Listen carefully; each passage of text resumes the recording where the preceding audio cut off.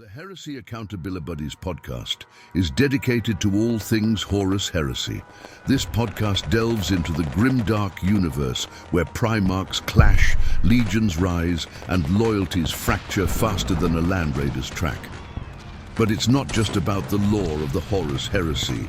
The Accountabilibuddies also explore the gaming side of things, from painting and modeling tips to product reviews and ideas to help you in your hobby. So, whether you're a seasoned Forge World veteran or a fresh-faced scout, this podcast is your Vox channel to the galaxy.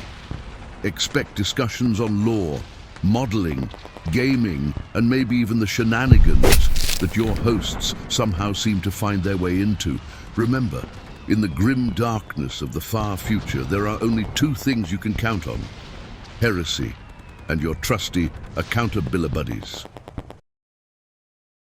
Hello, everybody, and welcome to the 130th episode of the Heresy Accountabilibuddies Podcast. I'm John, and tonight I'm joined by Ryan, Duncan, and Jamie, and maybe Jack. we're going to see what happens, guys. So before we get anything kicked off, let's go ahead and see what our station identification is. Jack, Do you love resin bases?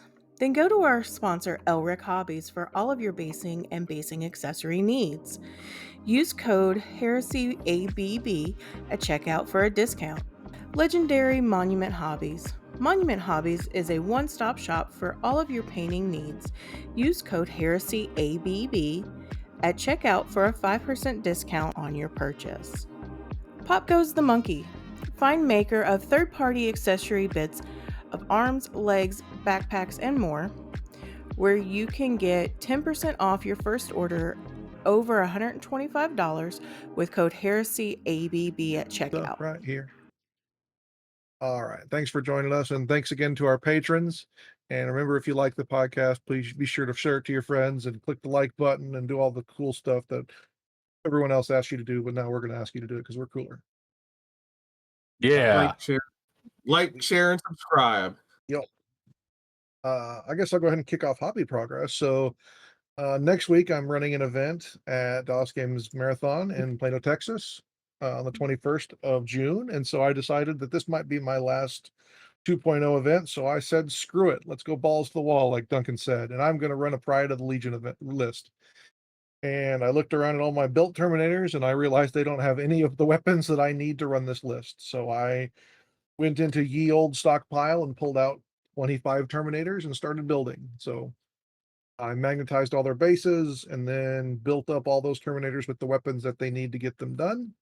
And I'll just use some of the half-painted Spartans that I've got and the Kratoses that I need and stuff like that. So it's going to be a less than painted event for me, but I just want to play this list for once and see what it's like. And if it's nice, maybe 3.0 will be good with me. What about Jamie? What have you been doing? Nothing, because I've been at the beach until literally about 1 o'clock this morning. that's a terrible problem to have there, Jamie. I know. I even recorded last week from the beach while I was getting eaten up by yellow flies. So I wish I had something else to elaborate on, but I don't. So I'm just gonna pass it to Brian. I know what he was doing. He's counting his sand flea militia. I did not do very much. I had a bolt action V3 event. I was a ringer in yesterday, so I spent the week just making sure I had stuff around for that. So no heresy progress other than thinking about my event in 2 weeks, just under 2 weeks in Lansing here at Hoplite Games. So yeah, how about Jack? I know he did a bunch of stuff in his free time.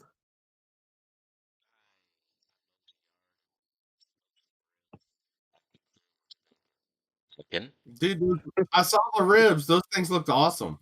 Yeah, That was torture when I was in an airport starving and you're posted deliciousness.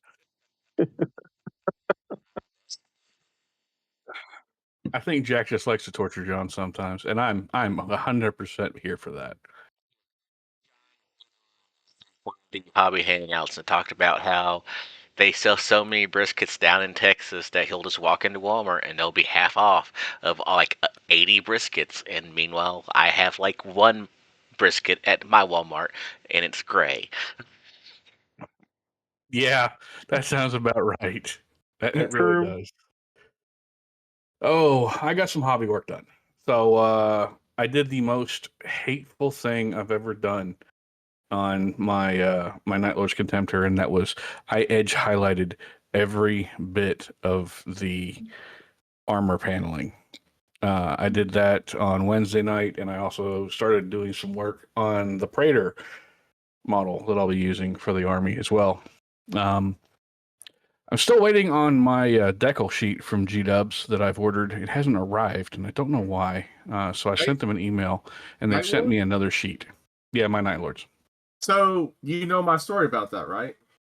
No, I don't, but I'm sure you can tell me real quick. Oh, I too have a Night Lord army, just like Duncan. And I was my first actual Heresy army, and I got the decal sheets for them directly from Forge World before we had Forge World in the United States. And so when you would order the decal sheets, they come in a manila envelope, literally no protection whatsoever, in the mail from the UK. So I would get a decal sheet and open it up, and it was absolutely mauled because there's no protection to a manila envelope coming from airmail from the UK. That sounds all right. I would contact them. They would be like, "Oh, sure, no problem. We'll send you a new one." I was like, "Could you please put it into like some sort of other packaging to protect it? Because it'll probably happen again." "Oh yeah, we'll take care of it." So they sent me another sheet, and it was in another manila envelope with no protection, and it got mauled. And this proceeded to keep happening 5 separate times. So I have 5 partial sheets of Night Lord's decals right now, directly from GW, and I just said I can't deal with this anymore, and stop ordering, trying to get them to replace them, because they obviously were not going to package them correctly. I respect that. Well, since then I've ordered multiple decals from them, and sometimes they show up fine, sometimes they show up bent. When they show up bent, I send a complaint and they fix it. But this time it hasn't shown up at all. Right. And it's been like almost 3 weeks. Well, So I sent them an email, I think Thursday. These weren't like bent. These were like had been through some sort of mechanical sorter and like ground and chewed up, like on parts of them. Yeah, I believe you. I do believe you. They've done some stuff, and they used to do some stuff, but they seem to fix most of that problem these days by putting it into way too big of a box and still bending it. Well, they just hate me because I'm a Night Lord player, I guess. Yeah, I mean, that's reasonable. Isn't the Night Lords run on torture? So this is just their way of getting your screams into the audio files. That makes sense. I can believe that. So they said they've shipped me another one, so we'll see if and when that one actually arrives. Beyond that, that little bit of hobby stuff that I've gotten done, I have spent time perusing the bowels of the internet to find scanned leaks of things that may or may not exist out in the ether, and kind of put them into a pile and shove the pile into places that may be available on our Discord for people who may be listening and may want to have access to. But we'll address all that nonsense later. I think everyone's gone with their hobby stuff.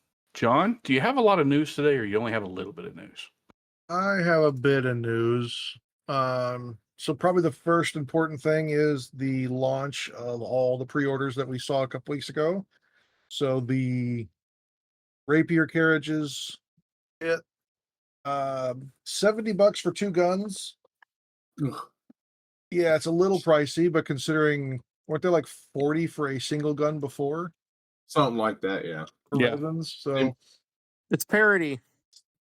Yeah, it's about parity. I wonder if we're going to get, because we still don't have sprue scans, which is going to help us a lot figuring out whether or not you actually get 2 of the same gun or 1 of each gun.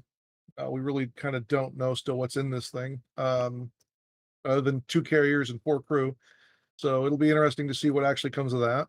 The tarantulas, we're pretty proud of those too. They're $60 for 2. Oh, that's Wait, yeah. for a second. I'm sorry. I'm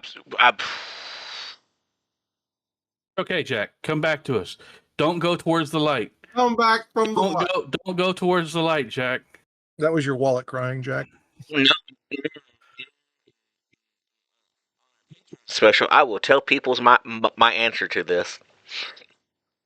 I already have it. I saw it today and I saved it into one of my folders. Yep. Going there right now. Yeah. That's almost a point a dollar Well, maybe. We don't know yet. It could be less. for what they were in 2.0. It'll be interesting to see. I'm really curious to see what they do with rules on these. Basically, I'm kind of curious if people are actually going to take them now that they're available. I think that was one of the big things that people didn't take tarantulas because they were, 1, expensive, and 2, not readily available. So we've taken one of those things off the table. Let's see if they actually get taken in the field. Probably not. Yep. Unless they have like crazy rules. Yep. So I'm going with a giant pile of maybe. yeah. Yep. Yeah, that's kind of where I'm at. I do like these. I went ahead and contacted my local store and got this set ordered just because I love these bits, the crew bits and everything else, and it'll also help us answer the question of what's actually in the box. What's in the box? What's in the box? It could be a boat. I will say it looks like the Rapier crew transfer sheets are the old ones. Yes. They're not the new hotness. They're still Horus and I mean Sons of Horus and Imperial Fists. Yeah, I thought that was odd considering they made that fancy new sheet with Iron Warriors and Salamanders, and it's not in there. Yep. That because like usually they'll have the transfer sheet and the sprues, but they're not showing the sprues. So yeah, interesting. And then we got this week's preview article. Is next week is the Cathay pre-release. My buddy Joel and I are pretty happy about this for Old World. And if anyone wants to start militia, it looks like the battalion comes with a couple pieces of artillery here. So it's a good water balloon. Yeah, and a hot air balloon, and a dragon, and a cool general guy. The statue. I like the fact that dice are jade. I think that's kind of a cool effect. I kind of like that. I know. Makes me warm inside. And then the 13th Legion, which is a book I read back in middle school, is finally getting its audio release. Yep. Oh, that was a great 2-part book series. Yeah, well, the first one was good. The second one was not quite as good. Yeah, I remember reading this book when I had a horrible stomach bug, and the book stank until I gave it away. That's how bad it was. Okay. Just funny things you remember in life. On other companies' release, well, I guess Starforged is GW related, so we'll go to them next. They came out with the Orc Friendship Ring. Yay! It's not $1,000. For $113, you get half of a ring. Or for $103, you get the other half of a ring. Or for $176, you get both halves. So I'll go through the pictures here real quick. This ring comes apart it's basically an orc jaw. Everyone's kind of seen this. I'm kind of explaining it for our listeners. It comes apart. The face of the orc is one half of the ring, and then the bottom jaw is the other half of the ring.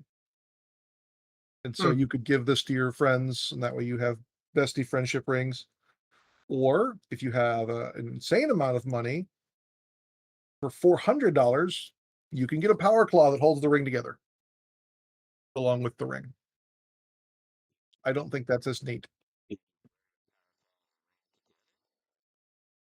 Yeah, it's like your own best friend, I guess. I mean, they're not Tau players. They actually have orc players usually have friends. And they're all going WOG at the same time. Mm-hmm. It's how they find each other. Yes. Echolocation, but via orc. Be in the airport and you just hear WOG. And you're like, oh, there's my party.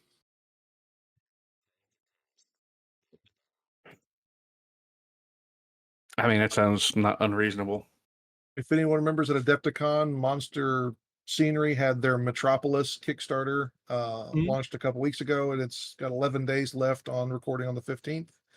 The pledges are really expensive for this thing. I know it's pre-painted, which helps a lot, but $50 for one building and a handful of bases seems a bit expensive to me, considering it's flat. Ridiculous. You could get a whole block, quote unquote block, which is 2 small squares, 1 large square, and then some hab stacks for 150. It's a little better. But if you want to play Necromunda on this, you're going to need like 2 of that or 3 of that, depending on how crazy you want to go. So if you're interested, it's on Kickstarter right now, which means it'll be coming to their store probably in about 4 or 5 months. And they have a store deal for $760. They call it the Corpo Tycoon. I thought it was called Crypto Tycoon. That'd make more sense because you need crypto money to buy this thing.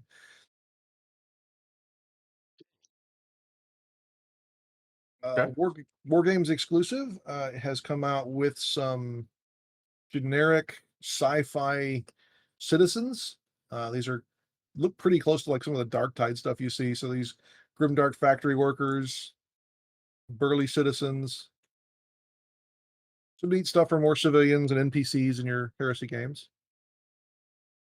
Neat. And they've also come out with a line of what they call Solar Guard, which look pretty close to the Solar Rock stuff that GW makes, but with a bunch of different weapons and casualties and things like that. I'm not going to scroll down any further because some of the models that they make are not safe for work. Probably a good idea. Fun. Yep. They came out with a topless tank commander and a few other cheesecake models.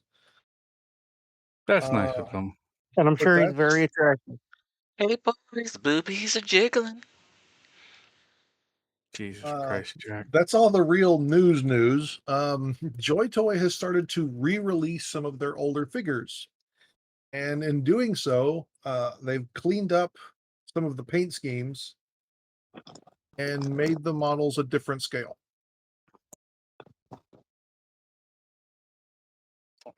For anyone surprised by this, please understand GW and scale creep. Well, now it's Joy Toy and scale creep. Yeah, so what we can see on the screen is, I believe it's the new versions on the left. I don't read Chinese, so I can't really tell, but like it's scale creep all over. It's the upper thighs are shorter and they've got a better paint deco and things like that. And they completely changed the hinge on the torso so it can move a little better. I like the posability is better, but the fact that the model changed size kind of sucks. It's like they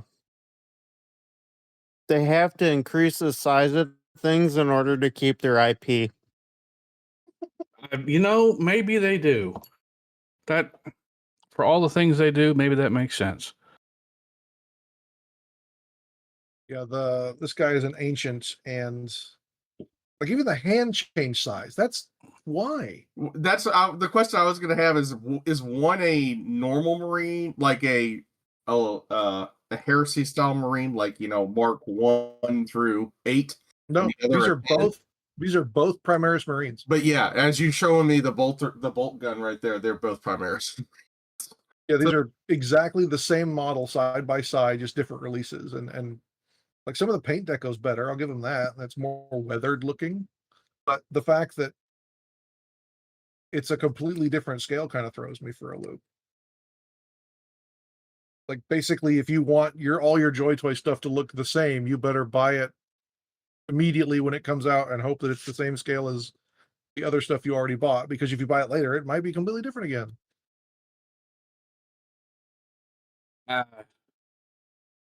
Yeah. I just really have a hard time finding a reason for myself to care.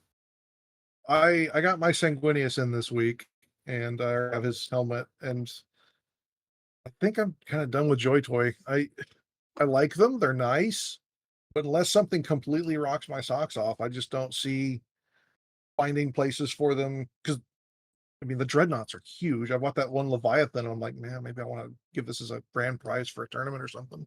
It's just so freaking big. Yeah, I would agree there. But that's all the news. We really haven't seen anything else from other people. We haven't heard any new paint lines coming up. I guess the first topic we kind of wanted to touch on was some of the Warcom articles that have come up for some of our new rule sets. We talked about the too thin coats, like the expansion line, right? The new one. Yes, we talked about that last week.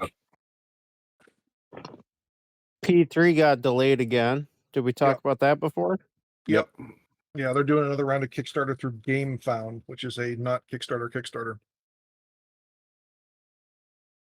Yeah, that's I guess I'm going to kind of introduce this a little bit. We don't want to go super in depth on all of the rules. We want to kind of give a high level overview of the fact that the way army design is coming up is going to change a bit. In the fact that the old FOC is completely gone and now everything is done through what they call detachments. So depending on your primary detachment, will change up certain slots you can take. And then after you have that, you can add in auxiliary detachments. And then inside of each one of these detachments, it'll limit specific units you can take. So like an Army Vanguard detachment here in this picture, you get a veteran tactical squad as your prime unit. And the prime units have these little spikes going around them in the images. And that means you get certain buffs according to the leaks. One thing I like about this article is it teases the fact that now we're finally getting veteran assault squads. So that'll be something cool to add in. The prime unit buff, to me, is probably the one thing that I'm worried most about bookkeeping. Because if you've got, like, let's say you take this Army Vanguard right here, and it's just 3 veteran units. The only difference is that there's no real, like, tabletop difference right now on what's going to be the difference between your veteran tactical squad that's the prime advantage or what's going to be the other units. I worry that people are either not going to model this or, oh yeah, you killed the veteran unit that wasn't the prime one yet. This is the prime one. And then that one dies. Oh no, it was this other one over here. I know for me, I'm probably going to go through and do like helmet crests or, bling them out some other ways or make them more veteran-y looking, that they're the prime veteran over the normal veterans. Just something to differentiate them between what's going on there. I like the fact that they took a normal 3,000 point army in 2.0 right here. We got Korax, Praetor, Katie's Next Librarian, a Cataphracti squad, in a Spartan, an Assault squad, 2 tactical squads, a Dark Fury squad, and a Kratos. And then they rebuilt that with the detachment system. And this calls out the specific fact that transports are just bought now.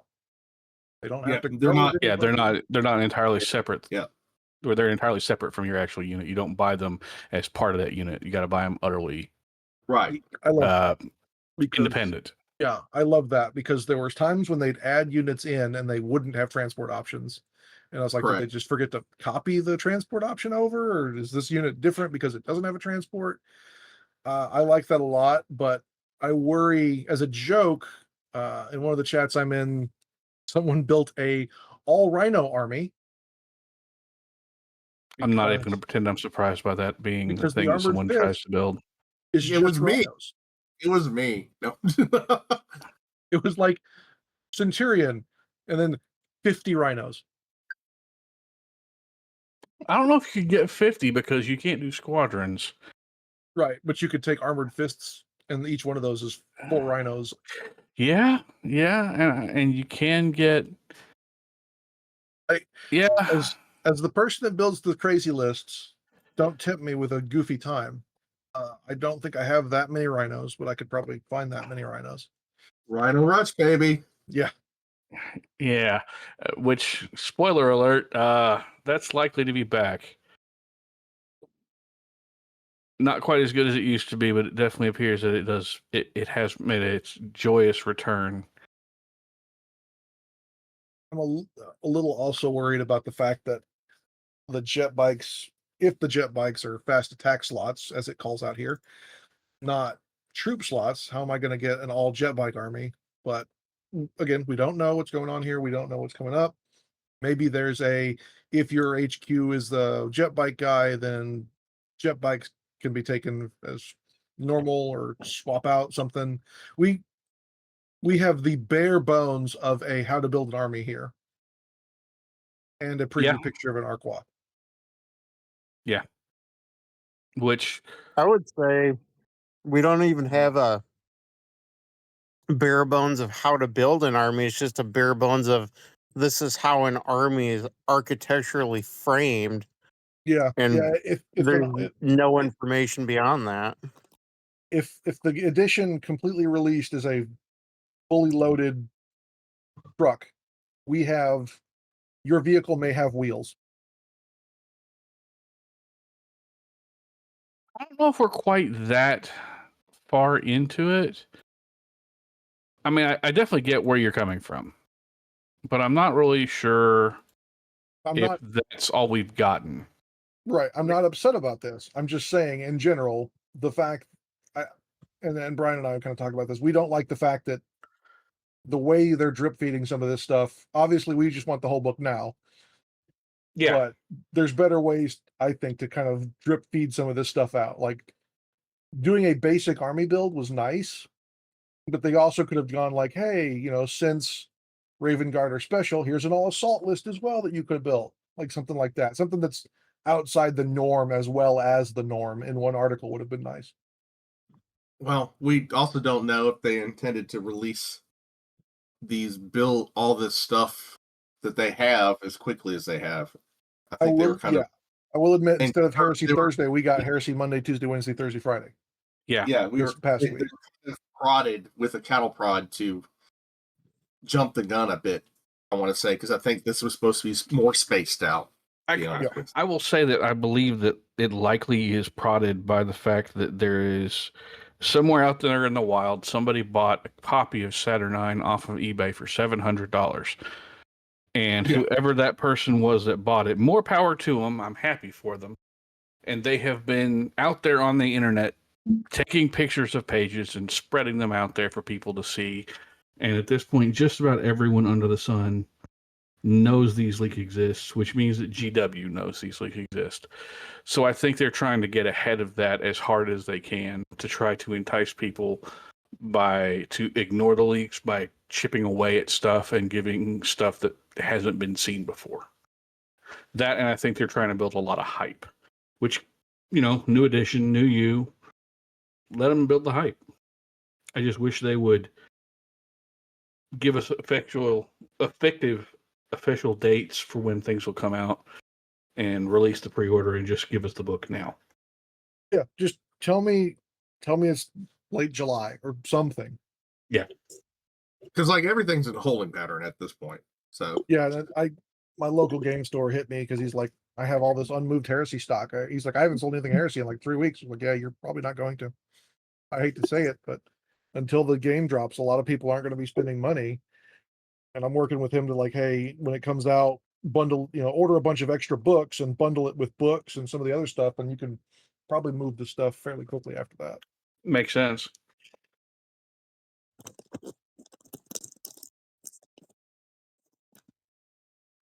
So we also have, if you're done with this, we also have the Warcom article about how vehicles work. Yep. Let me see. Hey, look, for everyone who's been worried and been scratching their head in trepidation, we have armor values, front, side, and rear. It hasn't gone to wounds. It hasn't gone to toughness. And hull points. Yeah, and hull points, not wounds. We also have a very modified vehicle damage table. John, you want to tell us there?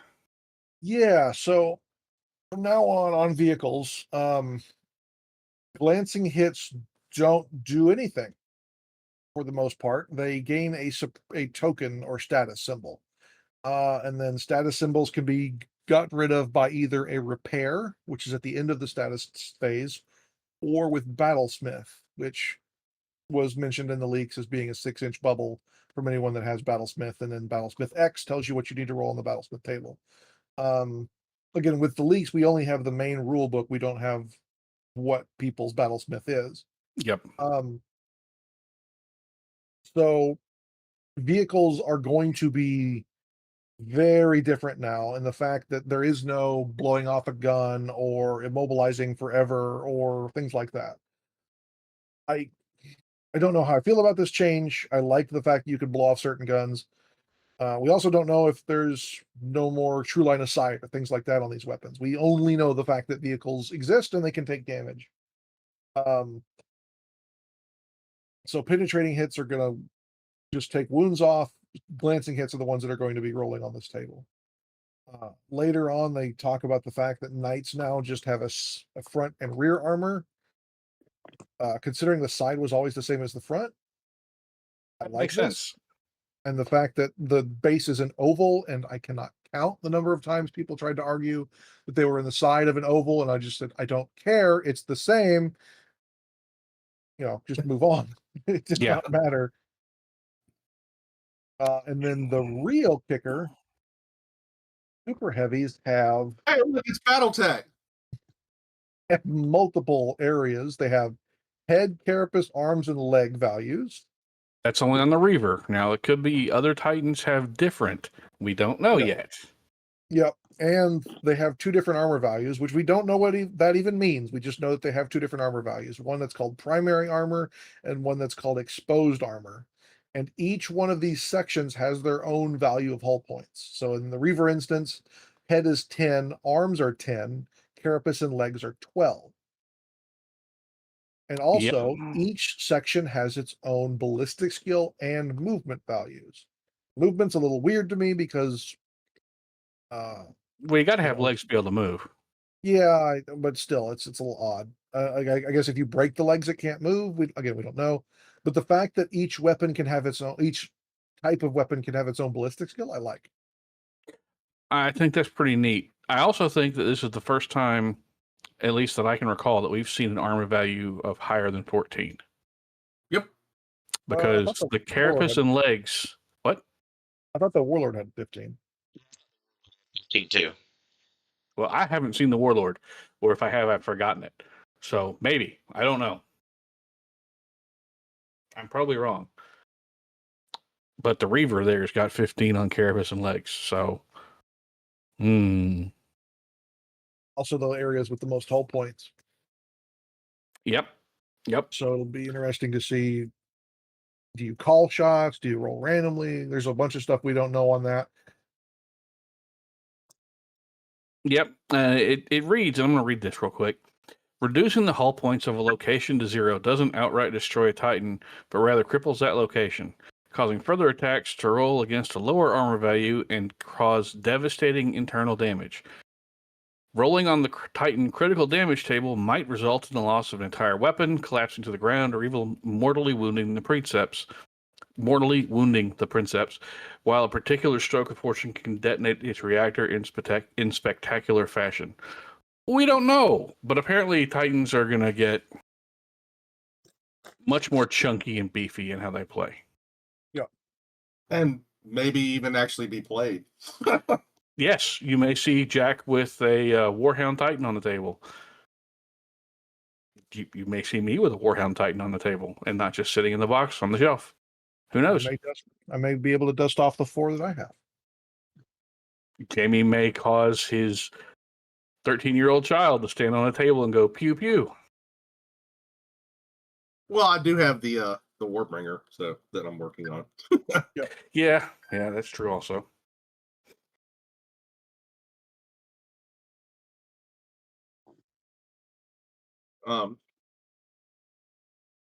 Yeah, I mean, who doesn't like seeing big stuff every once in a while? I mean, it's pretty rare that you see them unless it's like a big game style event. I mean, occasionally you'll see Milita or Solar Ox armies that may have a Titan, like a Warhound. So other than at the bag and occasionally seeing knights on a table with friends when I play with them or see them playing, you don't really see Titans that much. I did see, I think, 2 or 3 Titans in the 4K game that was the Sunday at Adepticon this year. that I ran, but normally you don't really see a lot of Titans in regular games. Texas Open, someone brought a Warhound at a 3K game. That's usually like the extent of it is. Yeah, I mean they're pretty. Yeah, they're pretty. I mean, I'll be intrigued to see how it works out and how the points are with them too. Yep, that'll also be the deciding factor as well as points and some of the other stuff. So, do we have any other official GW preview news regarding stuff that we need to cover on this? Ooh, weapon stats. Yeah, so the weapon stat article has actually had 2 stealth updates. This is the other reason we kind of stayed away from some of the articles. So the first stealth update was the fact that Meltaguns talked about killing Terminators or something in one shot, and then that got poofed away. Or no, it was kill a Dorito. Yeah, kill a Dorito in one shot, and then that disappeared. So that'll be interesting. There's a call out specifically with the new rules for heavy, which says that if you didn't move when you shoot the weapon, you get a bonus of some kind. And then every gun that has heavy will have something in the parentheses. So in the instance of a heavy bolter, you get an extra shot on the firepower rating. So you go from 3 shots to 4 shots. On the last cannon, you get an extra point of damage. And those are the only 2 that it really calls out. So it'll be interesting to see what happens there. Yep. The other new rule that's called out, Eternal Warrior is called out. That's interesting because I have not seen strength doubling out. Double strength, or strength twice of your toughness kills you immediately. That seems to be gone. I haven't seen it called out anywhere. Disintegrators have a new rule called Overload that says if you roll any 1 to hit, you target your own squad. That's like gets hot but on crack. It'll be interesting to see what they do with disintegrators, since they seem to be pushing them so much, in fact throwing them in the main box. If they just start suiciding everyone, I don't know how popular they're going to be. I will say that so far with the disintegrators, I have been less than impressed with what's been released about them, with how hard they are trying to push them. So I don't really know if they're trying hard to push them or just trying to include them because everyone's going to want them, or they think everyone's going to want them. Based on the stat we have in front of us, range 24, 1 shot, strength 4, AP 3, D2, and disintegrator. We don't know what disintegrator does. We haven't seen that yet. Right. But AP 3 and doing 2 wounds, well, your actually, average tactical. Yeah. The trait isn't necessarily a special rule. So trait is actually the classification of weapon. Yeah. So if you go up to like traits for the Meltagun is Melta, traits for the last cannon is Laz, and traits for the heavy bolter is Bolt. I think that is their designed, instead of having to say like they did before with like all bolt weapons, including if you read the fluff article that says bolt anywhere in it, then it's considered a bolt weapon. They got rid of that crap, and now it just says trait bolt. So if you have, like right now in 2.0, Imperial Fists get +1 to hit with all bolt-based weapons, you could just say all weapons that have the bolt trait. Makes sense. Sorry, back to the disintegrator. No. I was going to say, we've seen that most regular tactical guys, I think we saw their stat line earlier, and it's still just 1 wound. So we've also seen that most regular folks are going to have 1 wound. Elites may have 2. Some dreads may have 2. Centurions have 4 or 3 or 4. Praetors have 5 or 6, depending on what they're armored in. So maybe having that AP of 3 and doing 2 wounds is going to help you out a lot to have those, because there'll be more wounds on more things. Who knows? In the leaks, we saw a page of rules for stuff. We don't know where this page came from. I assume, based upon what it looked like, it was like a getting started rule guide, because it had all the stuff that comes in the box. What was not listed on there was sergeants. So that made my brain wonder if sergeants are going to become like apothecaries, or we haven't really seen any rules for independent characters joining units like before. So if they're going to be standing all alone like they are in Age of Sigmar and current 40K, disintegrators could be your character hunters. So instead of just they're good at killing tactical squads as well as blasting away at the lonesome dudes that are just standing there buffing stuff. Yeah. I mean, but at this point, who really knows? I'm having to stretch a lot before that much reaching. So while yes, there's a lot of reaching at this point, we don't know how much that reach is. So what we've seen officially released and what we've seen unofficially leaked does appear for the most part to line up and match up, as far as what we know. Do you think I'm safe in saying that, John? Yeah, I think so. I think there's a lot of holes, which is causing some people that we know to immediately go, well, this is the best thing ever. I'm only going to play these from now on. And or why did I ever bother to paint these things? Because it's the worst thing I could possibly imagine. Both of those reactions aren't healthy. I'll just say that straight out, because we're all old. We need to watch our blood pressure. It spikes sometimes. Leave it to the highway or wherever else you want to get angry at. Don't bring it to your toy soldiers. I think right now, looking at these rules and some of the healthy speculation or talking about what could be going on or what could happen, again, this is the reasons we kind of stayed away from this up until we got some more concrete leaks and some more of these articles. So in instance here, like here's the on screen is the stats for some of the existing power weapons. So power sword, power axe, and power fist have been changed a bit. The sword is a +1 initiative modifier. Or no, that's an I. Well, that is a really bad. That's a bad typeface. That's a bad type. So you're at initiative. You have your base number of attacks, your base strength, AP3, breaching 6+ and 1 damage. The axe makes you strike 1 initiative slower, so it's a little faster than a fist, which we'll get to in a second. Your strength is +1. Your AP is 3 again, breaching 5+. The fist is a -3 initiative modifier. This kind of brings up an interesting brain thought. What happens if you go to initiative 0 or lower? Is that going to happen? Is that going to be other detractors? We don't know. So based on leaks, depending on how that looks, it says you never go lower than 1. Yeah, I was going to say that's what I thought I'd seen, is you never go lower than 1.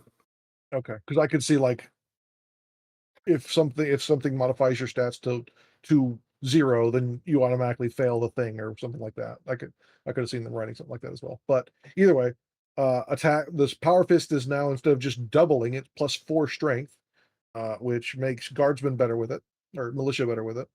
AP2 and 2 damage. No breaching, no other special rules. All these weapons have the power trait. Yep.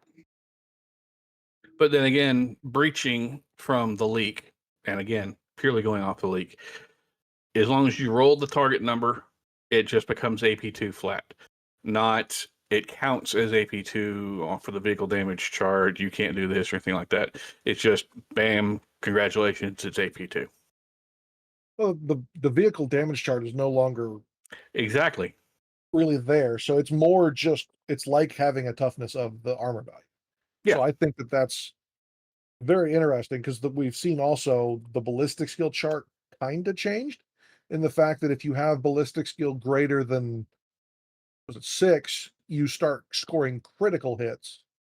Yeah. On a certain number as well. So you can actually go all the way up to BS10 and still be doing stuff instead of just re-rolling, which I actually kind of liked, because a lot of people didn't understand the re-roll part.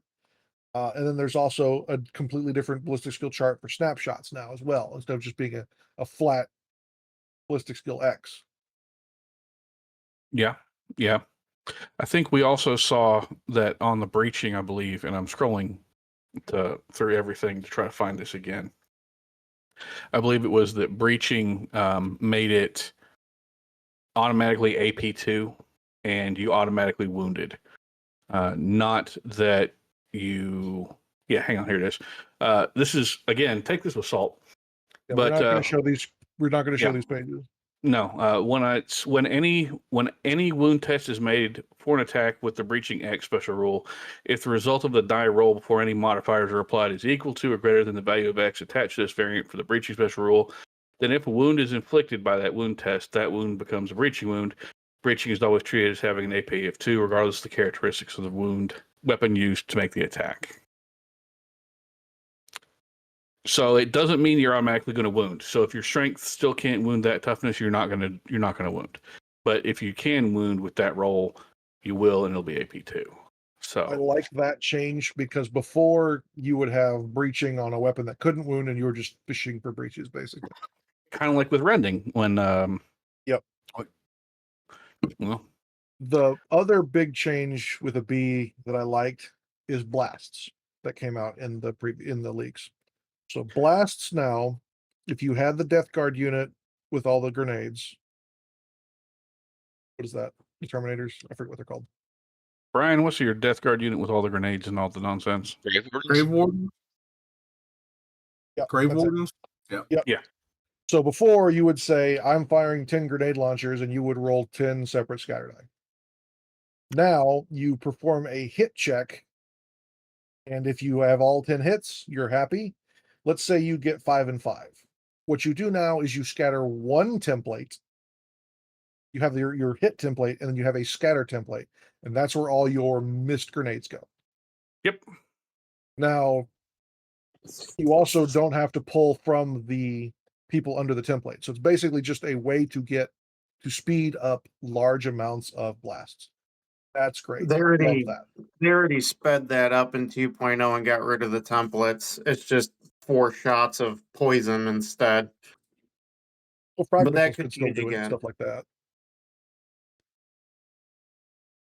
Yeah, so this isn't specifically calling out that unit. This is just calling out how the blasts work. Yeah, so the fact that speeds up those type of blasts is great. What's weird is barrage still scatters if you miss, and it claims that you scatter all of them, but then it also says in the same paragraph that you use a barrage check to see if you miss, and then all of the blast template rules. I'm like, which one of these do you use? So there's still some ambiguity in even the leaks because we don't have the whole thing. Yeah, it's, again, because the leaks are all scattershot, we don't have everything, and we only have stuff out of the main rulebook, not out of the actual levers or anything like that. And we not the don't whole know rulebook either. Yeah, we don't have the whole rulebook because, of course, no one can ever actually do that. Stuff's weird. Stuff's laid out funny. Stuff is, I'd like to say some ways of it's remarkably dense rules reading wise, but it's laid out to, I believe, try to avoid as many questions about how rules interact with one another as possible. It's kind of verbose.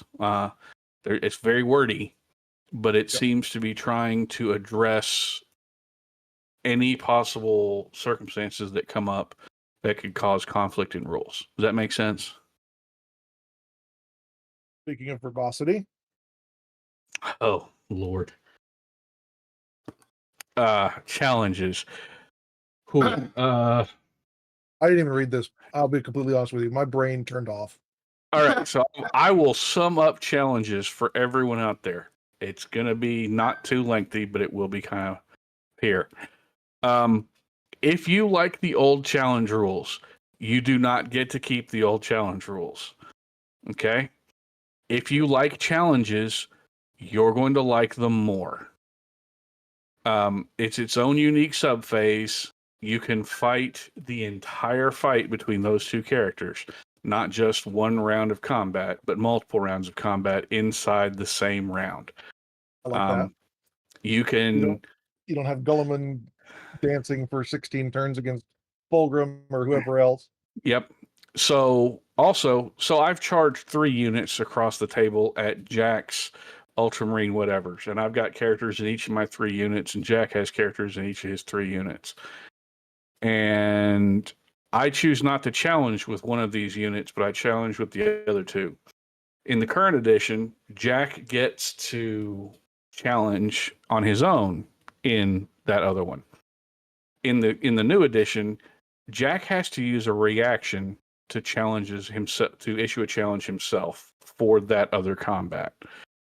So that's going back to how reactions are working very different from the previous edition or the current edition to the new edition.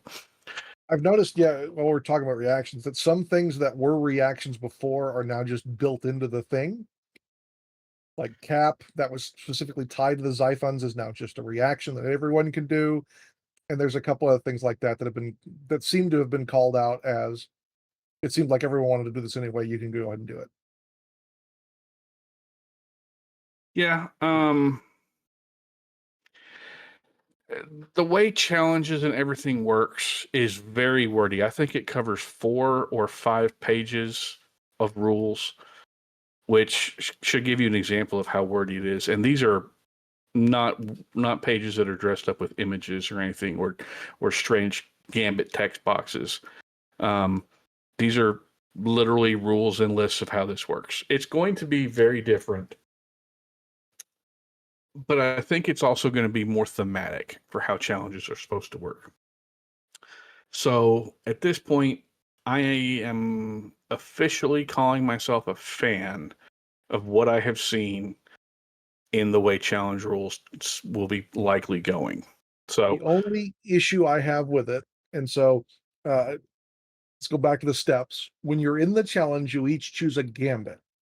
The person that turn it is reveals their gambit first. That's a problem. Because there's like 8 different gambits that we've seen in the leagues. The problem, it's like playing rock, paper, scissors, not at the same time. Maybe one of these initial gambits, and I haven't read them enough to know, but there might be a gambit that beats, like, let's say, seize the initiative. If I say seize the initiative, you immediately know, okay, he's going first, therefore I should have changed my flurry of blows to finishing blow. I think it needs cards or something else, like a counter or something that you can set on the table and then flip. Yeah. I know it's not necessarily, Heresy players are great and everyone loves each other, but I'm just saying it will take away the thought in the back of your head that, wow, he picked the great thing. Yeah. And again, the issue with it is, again, we only have the stuff that's in the basic book as leagues. We don't know how each Liber or each Legion will address stuff in their own way. And the basic book says this stuff will change based on armies and rules, compositions, and legions and other books that will come out in the future. So it may say like, hey, this is a mission where you can't take flurry of blows or some gambit like that. So I'm just throwing out thoughts because we just don't know anything. Yeah. What we know is that we don't have enough information yet to really commit to a stance at all, or loving something or thinking it needs a tweak. And it kind of makes me wonder if the leaking guy is doing this as a psyop, inside thing. I don't really know. The way it's been put out and everything's coming out, it seems so scattershot it's not funny, if that makes any sense. It is causing a lot more discussion than it would be if we just got the whole thing. Yes, it is. But in some ways, I think that's really a good thing, because we're all sitting here. We all are dedicated Heresy players, and we're all coming at this from different angles, but we're all constantly talking about that. So I think if this is a guerrilla marketing campaign by G-Dubs, well done, James. You've got a lot of us paying a lot of attention. Yep.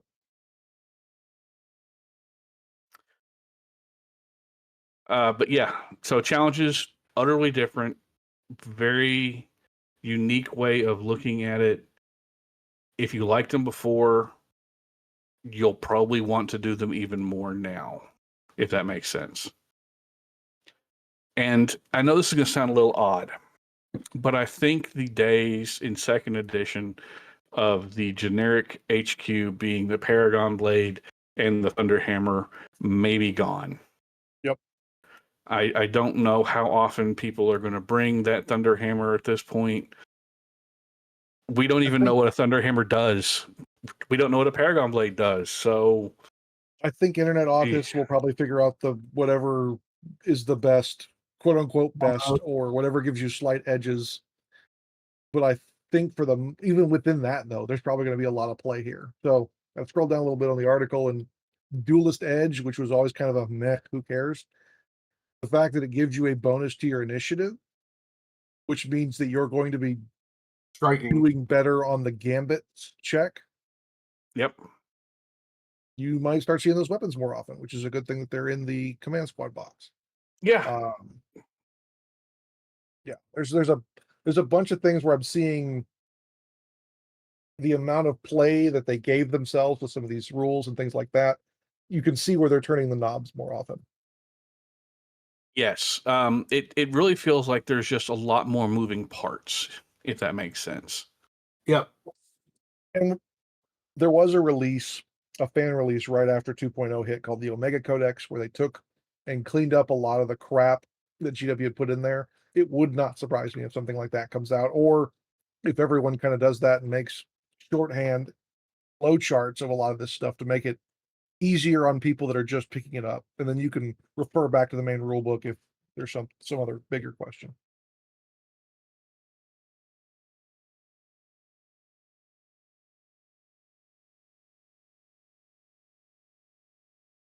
And the fact that if you refuse a challenge, you go to like weapon skill 1 and you sit in the corner and pout, like that's pretty cool. Yeah, and it's again, I think challenges are kind of like how they were talking about with the you can use assault squads to assault interior sections of Titans, kind of like as a mini game. I think the challenges in the challenge phase or sub phase inside the combat phase is also going to be kind of like a little bit of a mini game, because it definitely seems to be designed to be thematic to promote that incident where Sevatar ended up dueling Sigismund, or Corswain fought against Bob, the really nasty Death Guard guy, or whoever versus whoever.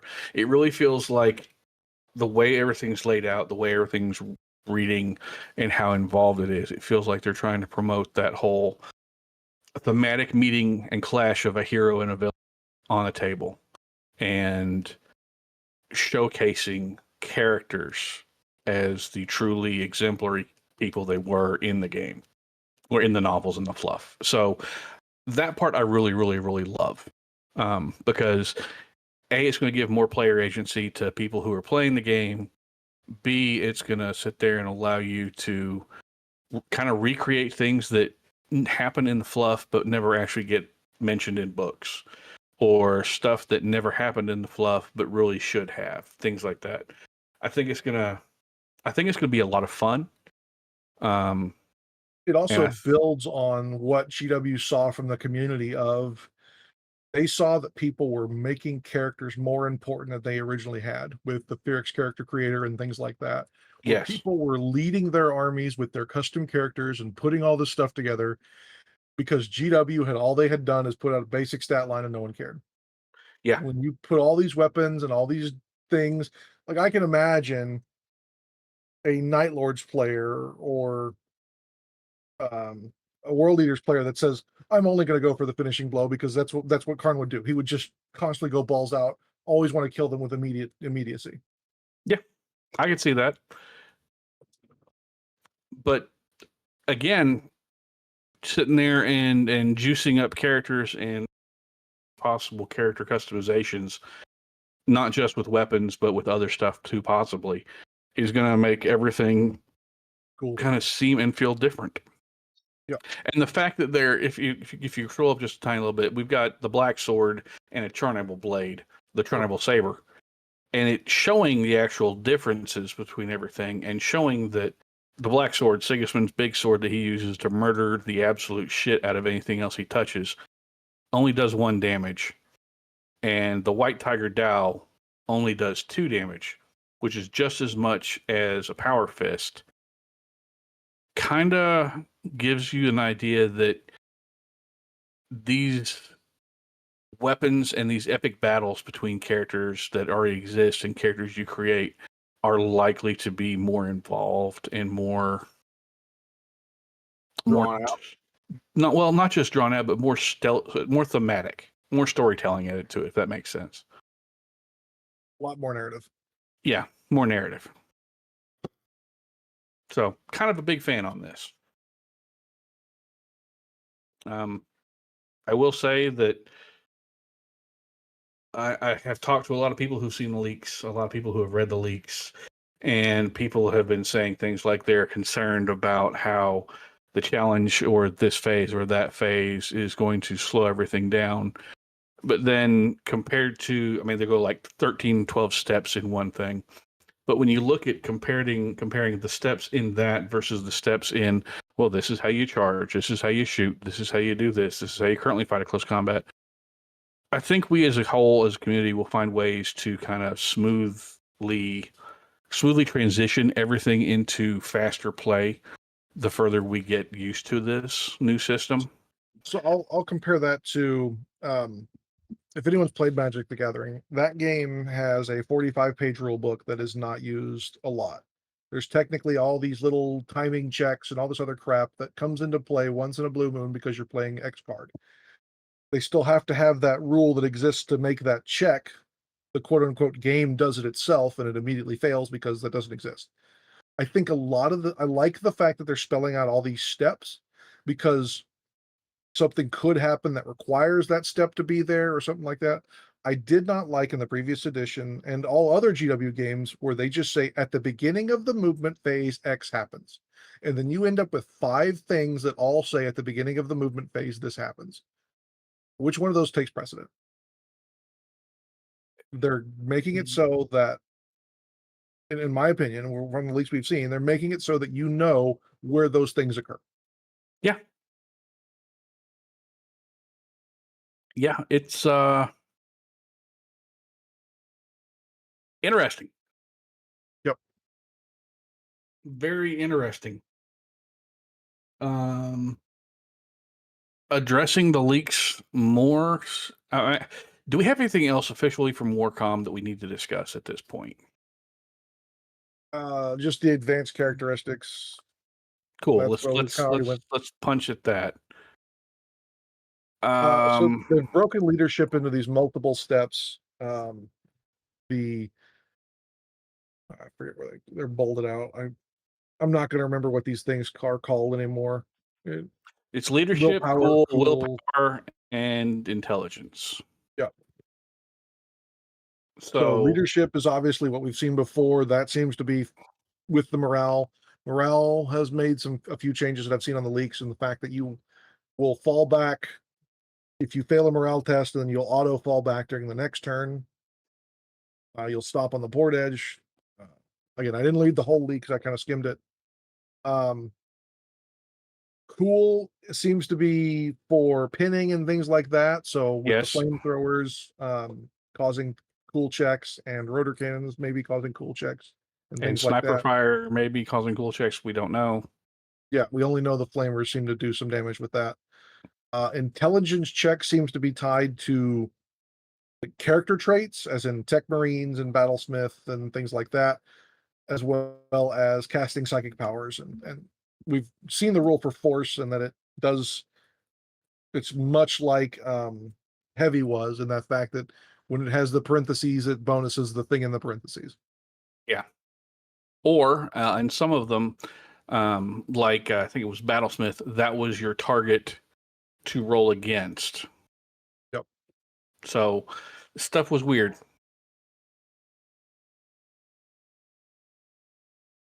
Yeah.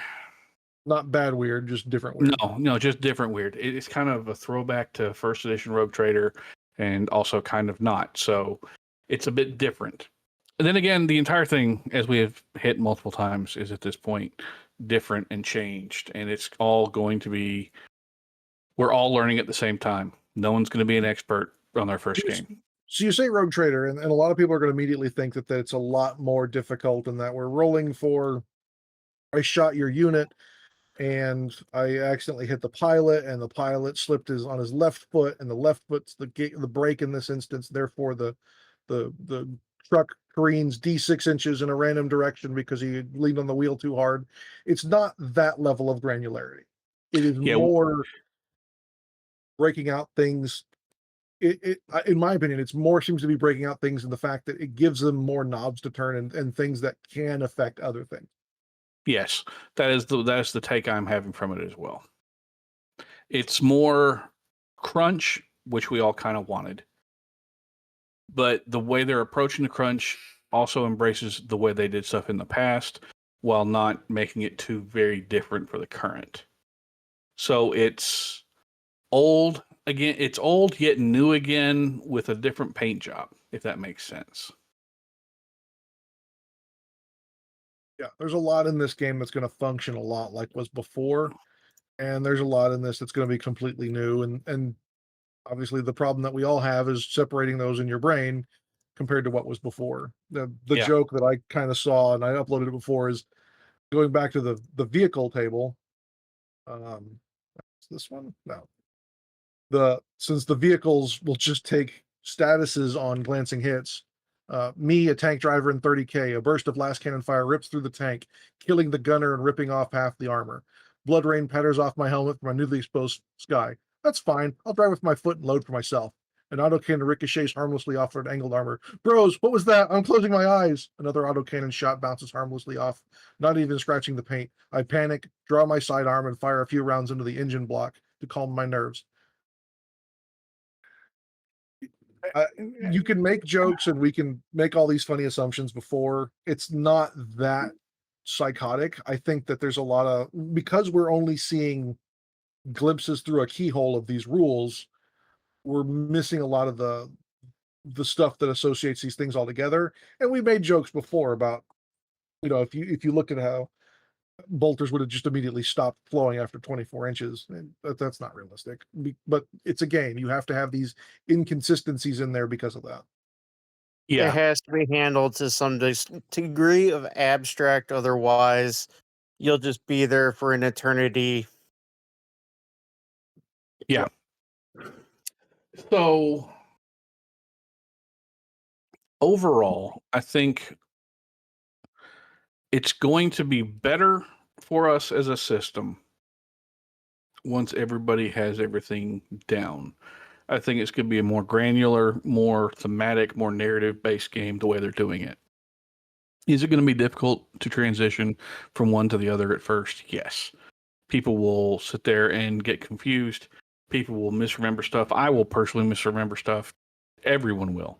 But once we have the new rule books, once we have the new rules, once we have the box and the new levers and everything, I think that as we go through, we will all come to understand better how they think the game should play, how we think the game should play. And I think overall it's going to come to a very happy meeting of the minds really quick, and we'll all kind of be able to embrace how the game actually is supposed to function. And I think, and I could be wrong, so don't quote me on this, but I think overall this is going to be a net positive. May I offer a different opinion? You may. I think that this transition is going to be easier than the previous one, because in my experience with, say, 4th edition 40K to 5th edition 40K, the changes were so minute, everybody was basically still playing 4th edition 40K because they missed the changes. Yep. This edition change, there's going to be enough of a shift that you're going to have a really rough first couple of months, and it's going to be better overall. And I also think in regards to people complaining about the game going to take too long to play, the rules for the game are not what makes the game take long to play. people being incredibly indecisive is what makes the game take so long to play. We see this in list building questions. People don't even know what they want to do with a unit when they're list building, let alone once they actually start playing it on the tabletop. When I put a unit into my army, I know, well, this unit, they're going to go jack up infantry. So don't run them at tanks. And thus operate as such on the field of battle, right? Yeah. Yeah. So when I see people get stuck in games, that's what makes the game take so long. They spend an inordinate amount of time trying to make a decision about something that there really isn't a decision to be made. You just need to go and do something. That's just my bit. I think a lot of it also comes down to most of us are older and we're playing with friends and we'll spend an inordinately long amount of time standing there bullshitting as well while we're playing. Because we do Well, I that. don't count that. That's No. part of fun. Okay, No. that's fair. Or the people that walk up and have to have 19 conversations about how you're playing it wrong. Or the people who are like, "Ooh, let me see that model you painted. I just want to pick it up and touch it and break it and ooh and ah over it," which is why Jack built the one guy as he did, to where it's got magnets at every joint, elbow, wrist, weapon, head, backpack, shoulder pad. Everything just falls off the miniature the moment they touch it. Touch it. Yeah. His Yeah. left big toe. Yeah, his foot comes apart. You get individual toes are all magnetized. Single Really has model. every joint magnetized. Yeah. Yeah. All right. Warcom article aside, Warcom articles aside, leaks aside. Most of us have either skimmed the leaks and everything, other than Jack, or read through them with a fine-tooth comb, like myself. And I think most of us are getting an impression of what we think or are going to possibly think about the new edition coming up. So I'd like to get everybody's opinion just on the direction they're thinking and things they're liking or disliking or are causing concern. So I think we should probably start with Jack over there, because I know he's ready and he's got opinions and thoughts. Why I've been quiet through this discussion is that it doesn't matter all of the fine tooth combs until I learn how to make an army. And then nothing else past that matters until I learn about deployment and mission selection. And then it moves into roll-offs, seize the initiatives. That's how I learn, is by doing it and reading a bunch of stuff that is taken, in my opinion, grossly out of context right now, because we do not have it as a concise, succinct encyclopedia. Is a waste of time.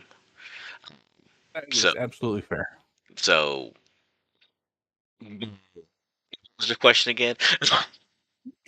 So based on everything you've read, assuming you can read, which is a huge assumption, based on everything we've talked about here in the various hobby chats that we've had while this stuff's been coming out and everything else, do you have an overall opinion on the direction it seems to be going? So like I have no knowledge. Like I've skimmed through the stuff. Like I finally broke down and skimmed through it, taken out of context, no clue what any of it means. So More than fair. I don't have an opinion of it until I actually can either A, get a succinct copy of both the main rule book and one of the Libers, doesn't matter which one, in my hands, so that I can start going, okay, so for HQ units, this is the guy looking to the side with a crest, and this is the guy that is looking for it with a crest. Like, until I figure that out, nothing else matters. Nothing else matters. Yeah. Okay. Brian? Same question. I'm with Jack in that I'm not going to waste my time because I've been through many editions of 40K and all the editions of 30K thus far.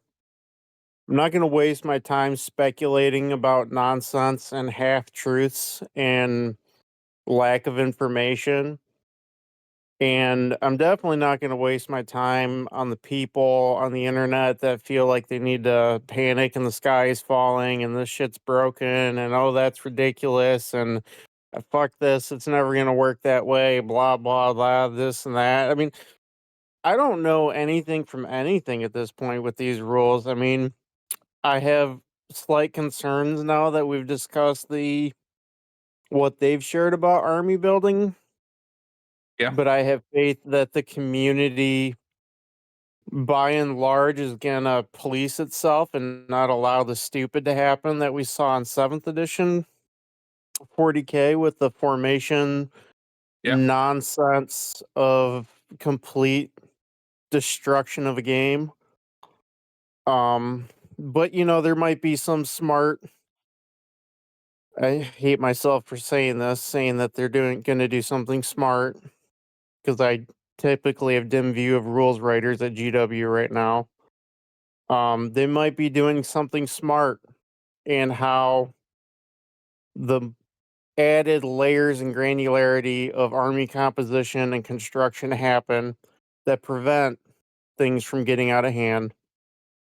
It's really impossible to tell right now. And I, like Jack, have just been blatantly ignoring it, not talking about it. I have friends up here that bring stuff up, and I'm like, I don't really care because, I mean, like, we know some stuff about challenges, not anywhere near enough to really know how it's all going to work out in the end. I mean, I hope to God that they do something to break up the monotony of weapon choices right now. We've had a shell game of AP nonsense for years that I don't like, that I think 40K did do well in changing with how their AP modification works, and maybe they found a different solution. I won't really know until we see the full game, Yep, that's a fine way of putting it. Jamie, your thoughts, sir? So early on, I was following all the leaks and changes, and reading supposedly the rules that have come out, and I'm just at a point where, without having a full view, it's like chasing the rabbit down the hole. I mean, there's no point until I have everything in front of me. I do think it's going to be a bit, at least initially, for a period of time, it's going to be a bit more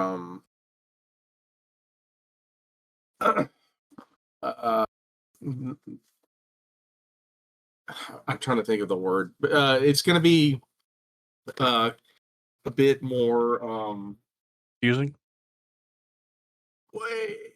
I think it's because of the way the rules are that I've seen, the way everything's laid out. It's going to make games go longer, just like time wise, because of the differences per se.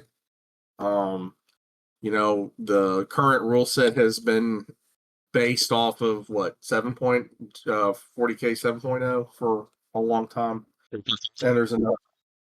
What did you say? Well, 3.5, 4.0, whatever. But like the Heresy came out of 7.0, basically. Yeah. And so everybody's been very familiar with the core tenets of that rule base, whereas this seems there's going to be some departures from that, some significant departures. And while maybe the intention was to maybe simplify or clarify stuff, I think it's going to end up drawing stuff out and make it more granular. My concerns are the challenges, which to me already slowed stuff down a bit. I think the challenges from what I've seen so far are going to really drag out a bit more than they have in the past. I hope that's not the case, but the rest of it I seem fairly positive about. That's my biggest concern though is the what I've seen so far with the challenges. And I just think it's going to take it potentially is going to slow things up a bit, whereas everything else I think will, play out fairly well. I mean, I'm trying to be overly positive about it. I don't want to be negative about it because I can't be negative about it when I don't have the full picture right now. Well, that's a good way of looking at it. We don't know what we don't know, as all three of you so far hit upon. I mean, we've seen a decent amount of the core stuff, but we haven't seen like the Legion specific or the different faction specific stuff, and that will interplay with stuff. So I just don't know. I mean, I want to say stuff and I want to be, yay, super happy or super negative, but I'm not, because there's not enough information yet. And until we get like a date or they put more out, there's nothing I can really do. There's nothing that's going to really change that. That's fair. That really is fair. John, same question for you, brother. Yeah, so I've pulled up the detachment screen again because I want to talk a little bit about the fact that we don't have, like they're saying, we don't have a lot of these rules to go associated with it. The biggest problem that the end of 7th edition brought was the fact that the Decurion was the worst offender, but detachments threw in free rules to do things with things. Yep. And so the issue was, if you bought, in this instance, the 3 veteran squads and a Leviathan, you got XYZ free things, and now these units gain rending or they gain relentless to shoot their heavy weapons on the move and all this other crap. If these things stay as they are with these detachments being just ways to take units, I think that's a good thing. And this again plays to the fact that we don't have a lot, and so it's a bit of speculation. I like the way this is going because there's not a lot of add-on and bloat to these type of things.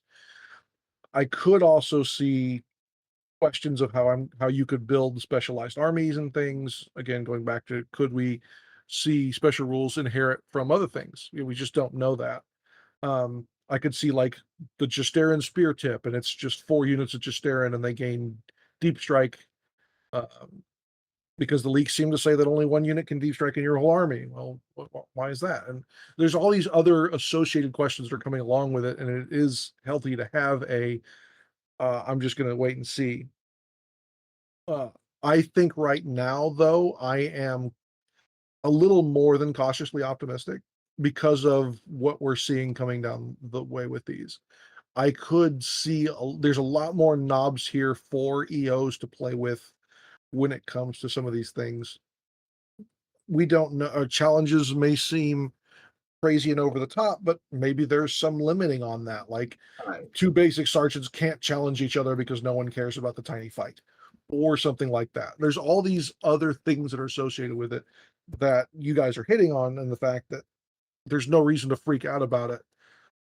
But in some of that, I come to this with some of the optimism of they could do something really cool with that. Yeah. So in my opinion, if we're going 1 to 10, where 1 is I'm burning my army on the porch, and 10 is I'm starting up all the other 17 legions that I don't own, I think I'm at like a 6 or 7. I like this. I like what I'm seeing so far. Keep going. But I also kind of remember old GW was, here's 4 options. 2 are good, 1 doesn't make sense, and 1 you will never take. Or 1 doesn't literally make sense, and 1 you will never take. Yeah, I'll say, like, I'm kind of the same point John is at. Like, if you had to put a rating on it, like 1 being bad, 10 being good, I'm probably like a 6.5 to 7. Okay. Like hedging towards the good side, but not like totally convinced that they haven't muffed the kick yet. You know what I'm saying? No, I get it.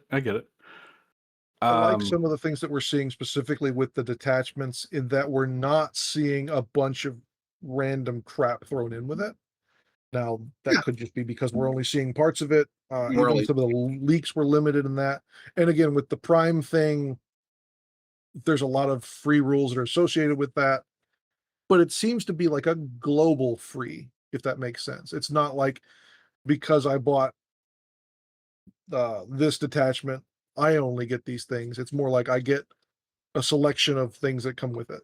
So it's one thing that I have seen that I was intrigued by is I don't know. I mean, just looking at the way the army builds, what they've shown us so far, to me, and like my judgment, and I could be totally out of left field on this, I think we may end up seeing more like characters or like higher up commanders in armies than we had in the past, where you might only see like one of them in an army.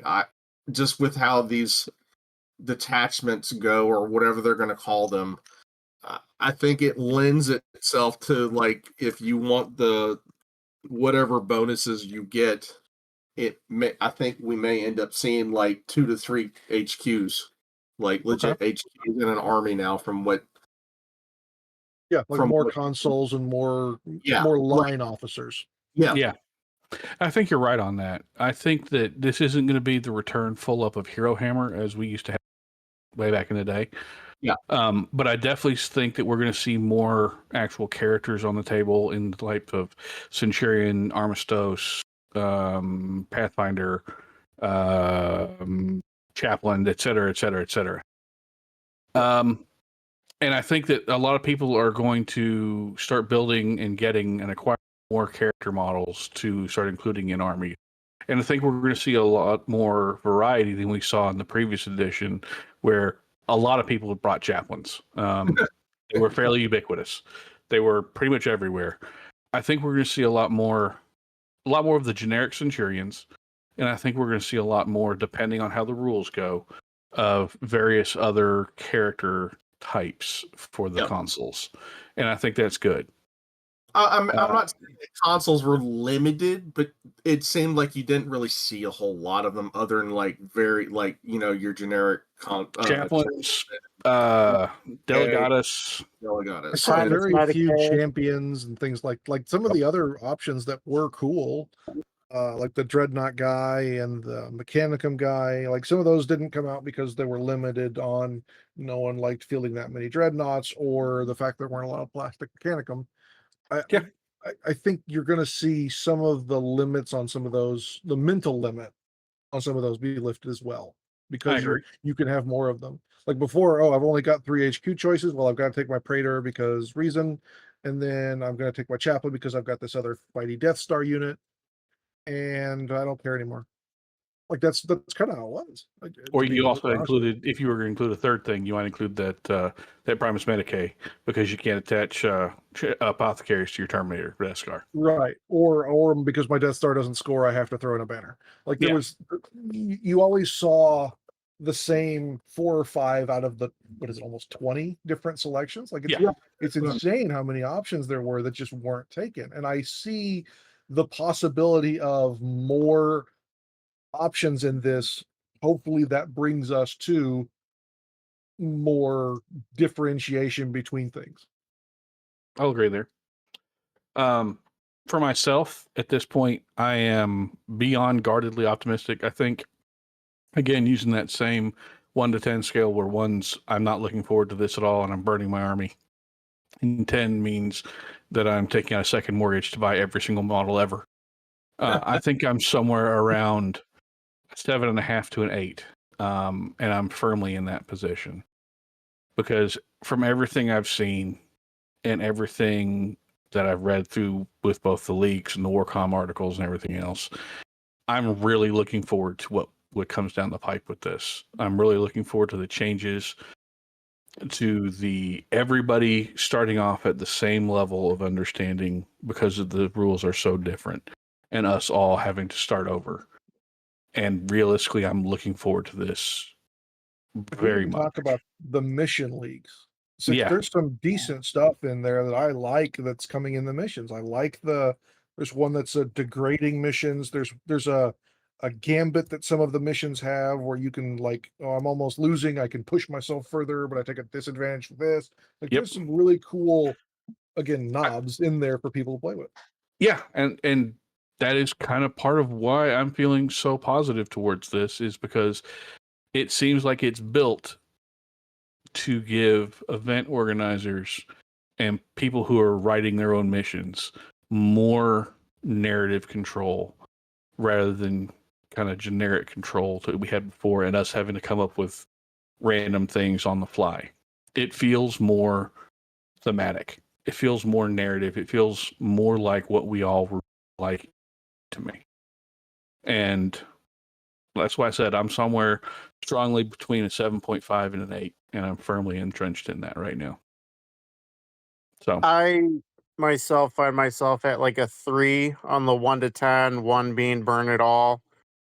Only because I do not have great faith in GW's ability to write rules, and I'm very, very, very pessimistic about what we will wind up ultimately seeing. That's fair.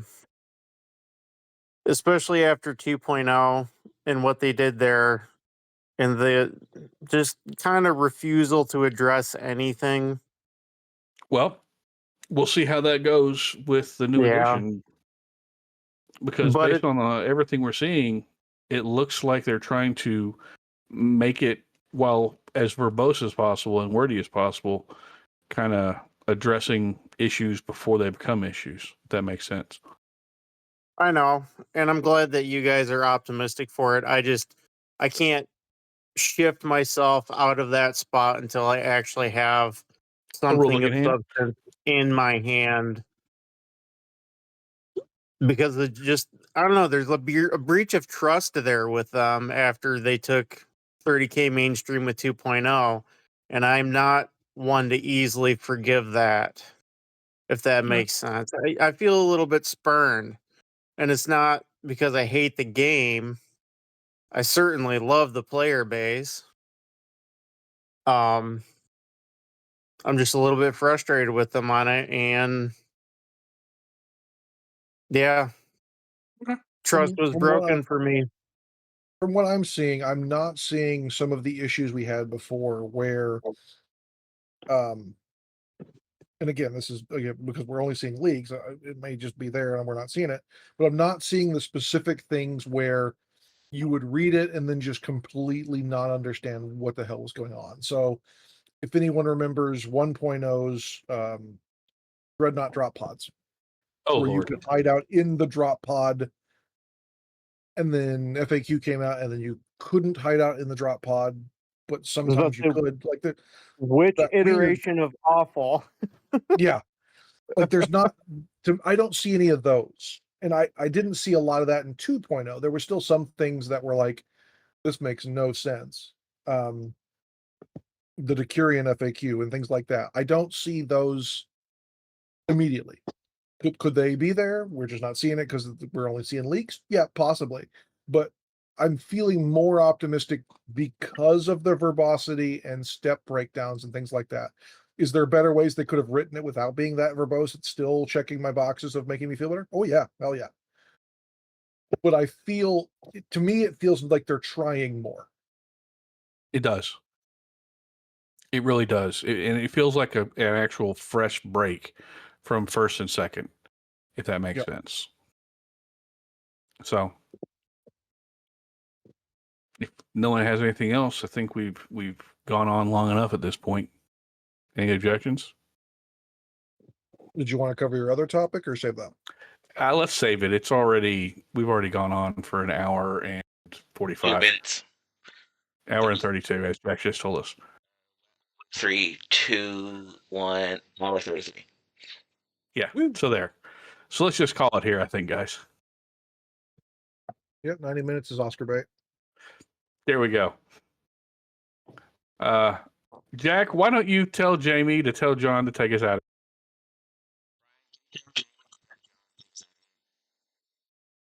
Well, everybody, thank you for joining us on episode. I think it's 130 of the Accountability Buddies podcast. My name is Brian, and I've been joined by Duncan.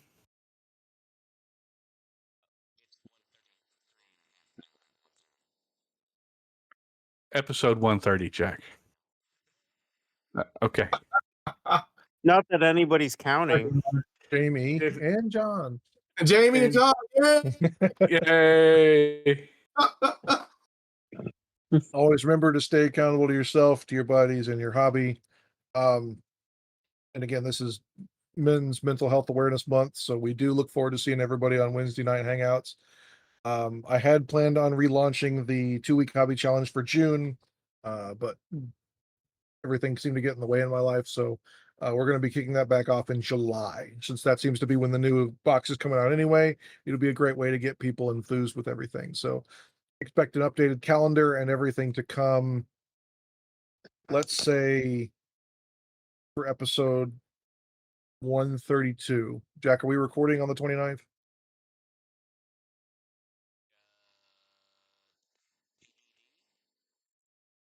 Okay, Maybe. so yeah, at least if we don't, I'll have it posted in the Discord for that.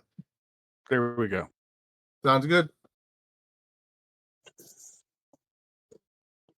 Think we're done. Yep. Thanks, everybody. Have a good night. Bye-bye.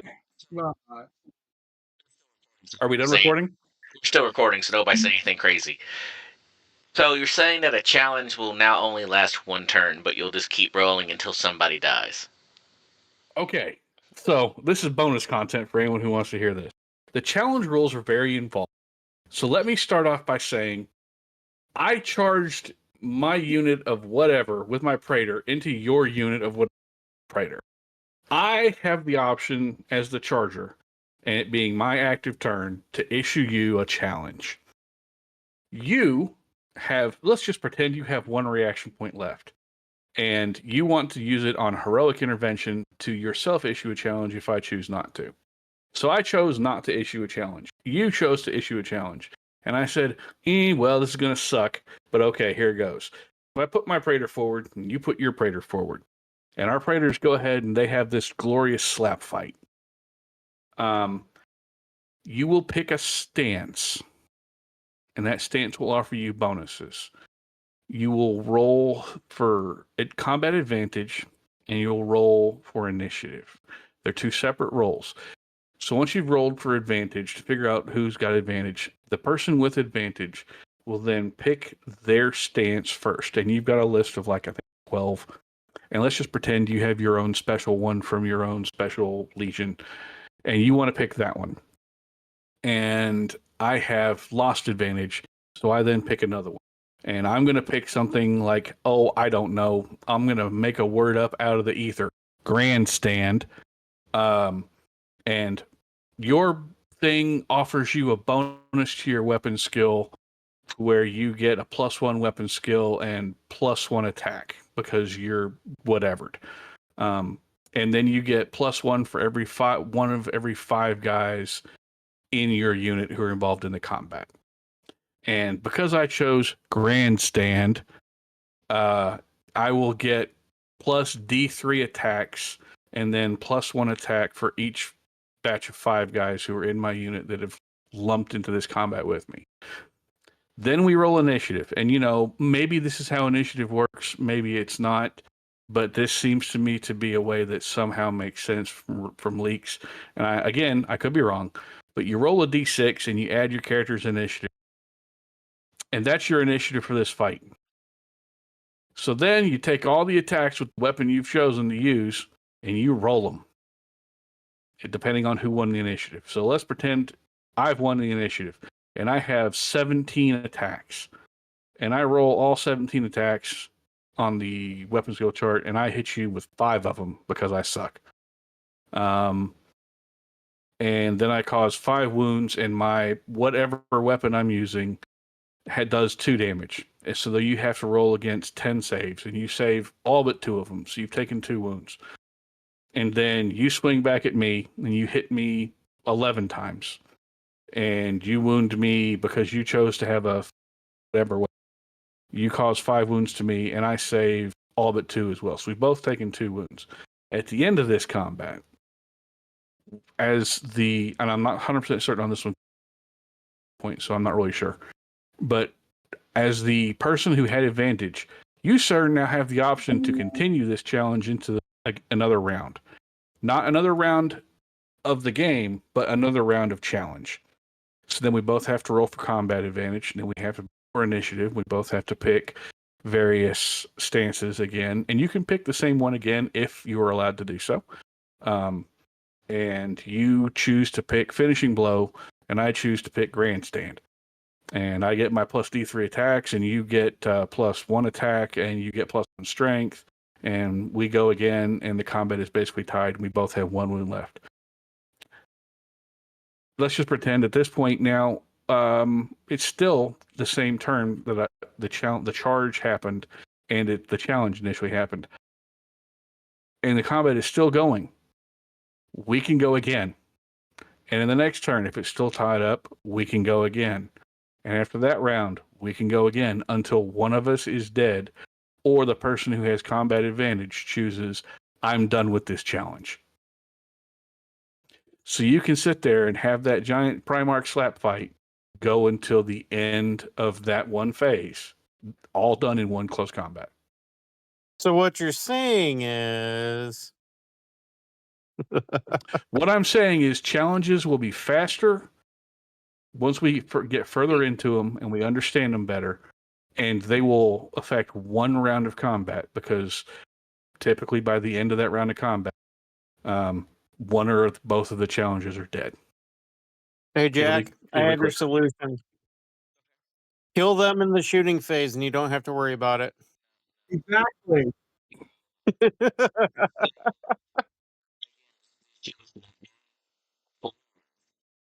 Yeah. To have Okay. cheek with this.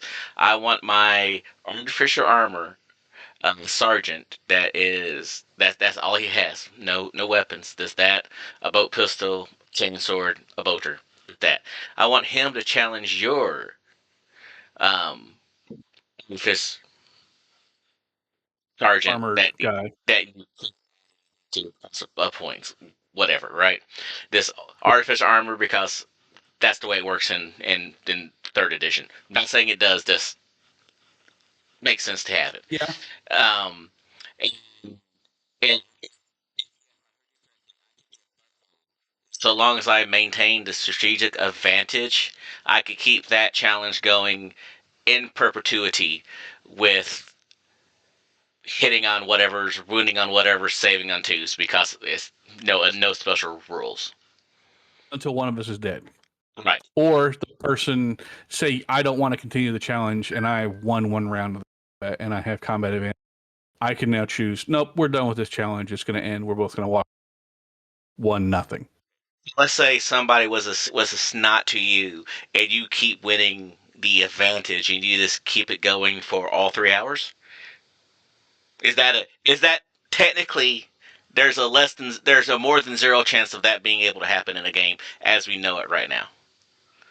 You're gonna have to roll really, really, really, really bad. You've seen me roll. I've seen you roll. In answer to that, no, because there are, from everything I've seen with all the stances and everything in the leaks, it looks like there's one that gives you automatic advantage next. Automatic So what? You broke up. You get advantage next turn from me. Okay. So this round of slap fight goes on, and I'm being a dick. You take that as your stance. You get advantage next turn, or at the end of this phase, and you choose, we're done with this challenge.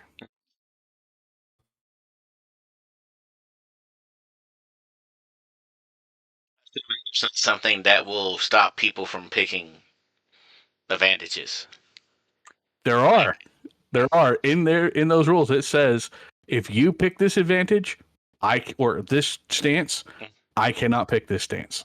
So then theoretically, I could pick that advantage, whatever, yada yada yada. It is more than zero chance of keeping it going the whole entire game. I'm going to say no. It's a more than zero chance, but I would say it is less than 5% possible. It's more than. Yes, but then again, so is a meteor striking. Since that didn't happen, I'm going to guess it's the scenario you're laying out is about that likely to occur. I don't think it'll happen. You're saying I have a chance. There's still a Yes, chance. Jack, you have a chance. You have a chance to tie an entire game up on turn 2 because you want to be an ass. It's possible. Then also, didn't you say 4 turns is the new standard too? No one has said that yet, but that does appear to be in the leaks. Yeah. All the missions are only 4. Up against me with a heavy bolter and then tells me it's a melta. Yeah. So in your defense, things like that do happen in games and at events. So we don't know specifically yet how this is all going to work perfectly. But your concern, I believe, is addressed and can be addressed on the table by your opponent if you're being unreasonable, taking the thing that does the whatever that prevents you from being an unreasonable jackass next turn. The end. Thank you for being listening to the Heresy Accountability Buddies podcast. We love you all. There you go. Like and subscribe, and see ya.